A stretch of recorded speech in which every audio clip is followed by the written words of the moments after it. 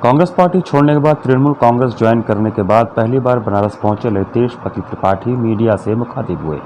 औरंगाबाद स्थित अपने आवास पर मीडिया से बातचीत में ललितेश पति त्रिपाठी ने बताया कि जो लोग टीएमसी ज्वाइन करना चाहते थे उन्हें आज यहां पर पार्टी की सदस्यता प्रदेश अध्यक्ष नीरज राय के नेतृत्व में दिलाई जाएगी। जो लोग भी प्रदेश की राजनीति में बदलाव चाहते हैं वह लोग टीएमसी से जुड़ रहे हैं। उन्होंने यह भी बताया कि जल्द ही बनारस में ममता बनर्जी का कार्यक्रम भी करवाना है। इसके लिए हम लोग प्रयास कर रहे हैं उनको यहां पर बुलवाने का और संभवतः अगले माह उनका कार्यक्रम वाराणसी जनपद में रखा जाएगा। लोग ने जो परिवार से जुड़े हुए कुछ लोग थे जिनकी इच्छा थी कि आज वो ज्वाइन करें, उनकी आज प्रदेश अध्यक्ष आदरणीय नीरज राय जी के नेतृत्व में उनको शामिल कराया है तृणमूल में। और जो लोग प्रदेश भर से और बनारस के और लोग जो ज्वाइन करना चाहते हैं उनकी इच्छा ये है कि जब ममता बनर्जी का कार्यक्रम बनारस में लगे तो वो दीदी के सामने पार्टी में शामिल होना चाहते हैं, उसकी तैयारी चल रही है। जी प्रदेश भर में क्योंकि आप पहले भी कांग्रेस में हैं, तो क्या मैक्सिमम जो कार्यकर्ता या शामिल होंगे कांग्रेस? नहीं, सारे पार्टियों से लोग आएंगे। आज हम लोग ने किसी को कहा नहीं था, किसी को बुलाया नहीं था ज्वाइन करने के लिए। ये लोग स्वयं आए, उनको मालूम था कि आज यहाँ पे ये प्रेस वार्ता है, स्वयं आए और कहे कि हम लोग भी आज पार्टी में शामिल होना चाहते हैं। जब ज्वाइनिंग होगी तो मुझे लगता है कि प्रदेश के ज़्यादातर लोग जो उत्तर प्रदेश में बदलाव देखना चाहते हैं, वो किसी भी दल से हों, निश्चित रूप से राजनीति में बदलाव लाने की जो सोच रखते हैं वो ममता बनर्जी के साथ तृणमूल कांग्रेस में शामिल होंगे। अब हम लोग तो निवेदन उनसे कर रहे हैं कि वो तुरंत आए। जैसे आपको मालूम है चुनाव नज़दीक है और अध्यक्ष जी के माध्यम से हम लोग उनको निमंत्रण भेजेंगे और वो फिर जब स्वीकार होगा तो मैं आपके सामने वो रखूंगा। हम लोग कोशिश कर रहे हैं कि अगले 1 महीने में उनका कार्यक्रम बनारस में लगे।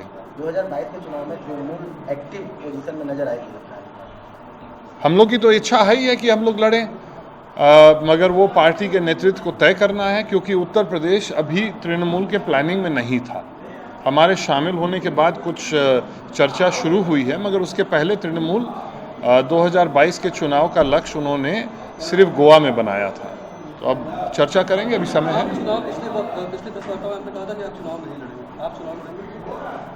पार्टी नेतृत्व अगर कहती है लड़ना है तो लड़ेंगे। हम उस बात पे आज भी खड़े हैं कि अगर पार्टी को मजबूत करना है उत्तर प्रदेश में और मुझे चुनाव छोड़ना पड़ेगा तो मैं चुनाव छोड़ने को भी तैयार हूँ।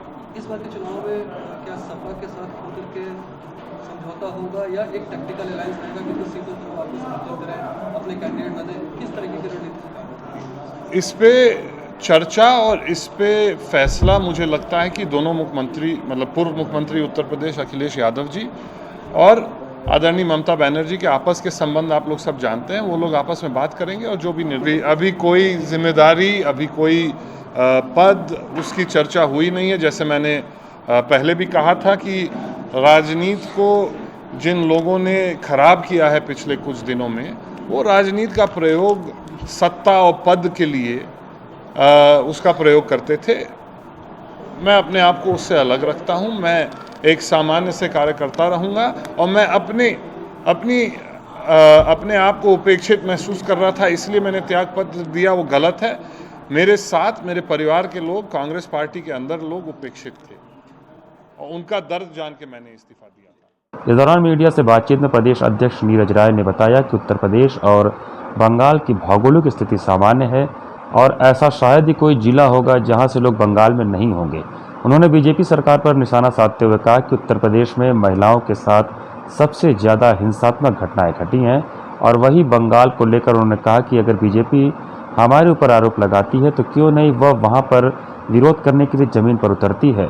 तो इसका मतलब है कि बीजेपी को सिर्फ वहां पर राजनीति करनी है। नीरज राय ने बताया कि नवंबर माह में संभवतः पश्चिम बंगाल के मुख्यमंत्री ममता बनर्जी उत्तर प्रदेश में आएंगी और यहाँ पर रैली सभा को संबोधित भी कर सकती हैं। क्योंकि आज तृणमूल कांग्रेस में वाराणसी का जो कार्यक्रम चल रहा है, इसमें लगभग 50 से ऊपर एक स्तर के सामाजिक कार्यकर्ता जो कि नेता हैं, उनका जो सम्मिलित होना हुआ है, उन सभी को तो पहले मैं आभार, उनका स्वागत करता हूं।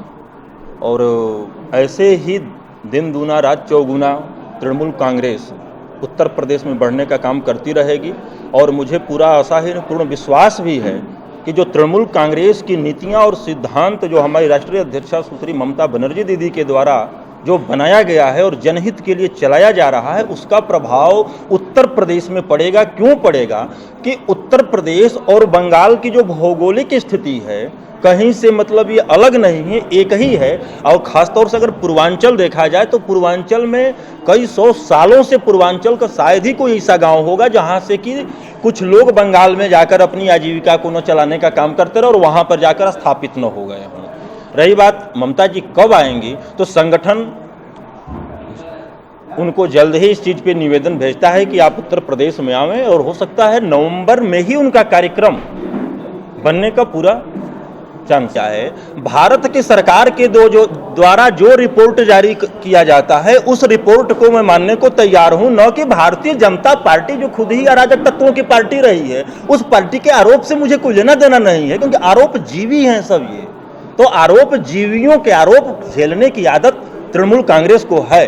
भारत की सरकार का रिपोर्ट बताइए, सुन लीजिए भारत की एनसीबी की रिपोर्ट के हिसाब से 2019-20 में उत्तर प्रदेश में 56% राजनीतिक हिंसा की बात कर रहे हैं, एनसीबी के रिकॉर्ड की बात नहीं, मैं रिकॉर्ड की बात कर रहा हूं जिसको कि भाजपा लेकर चलती है। मैं भारत सरकार की बात कर रहा हूं। अगर हमारे राजनीतिक हिंसा की बात करते हैं तो भारत की सरकार में प्रधानमंत्री भारतीय जनता पार्टी के हैं, राज्यपाल भारतीय जनता पार्टी के हैं, इनके राष्ट्रपति महोदय भी भारतीय जनता पार्टी के हैं। अब तक ये भारतीय जनता पार्टी की जो सरकार है चुप क्यों बैठी है? क्या राजनीति उनको ज्यादा प्रिय है, या बंगाल में अगर हमारे द्वारा हिंसा की जाती है तो उस हिंसा से बंगाल की जनता को बचाना प्रिय है? तो इससे साफ जाहिर है कि एक्शन नहीं लिया जाना सिर्फ राजनीतिक चोचलेबाजी इनकी है। और एनसीबी की रिपोर्ट बताना इसलिए जरूरी है कि जिस प्रदेश को यह उत्तम प्रदेश बोलते हैं, 19-20 की रिपोर्ट के हिसाब से 56% महिलाओं पे अत्याचार उत्तर प्रदेश में बढ़ा है और 21% वहां पर घटा है बंगाल में। रही बात इनकी इकोनॉमी अर्थव्यवस्था पे, तो कोरोना काल से पहले पूरे जब विश्व की अर्थव्यवस्था डगमगा रही थी, हमारे देश का 6% से नीचे आ गया था। बंगाल था 12.58% और इनकी नंबर 1 पर की जो सरकार उत्तर प्रदेश की 6.50। अब इतने से तुलना करिए ना, इस पे तुलना करिए। 2012-13 से 19-20 तक भारत सरकार के द्वारा किसानों के लिए जो काम करती हैं सरकारें, उत्पादन में दिया जाता है कृषि कर्मण अवार्ड। बंगाल की सरकार ने पाया है 5 बार, इनकी जो खूब सरकारें चलती रही मध्य प्रदेश की 2 बार।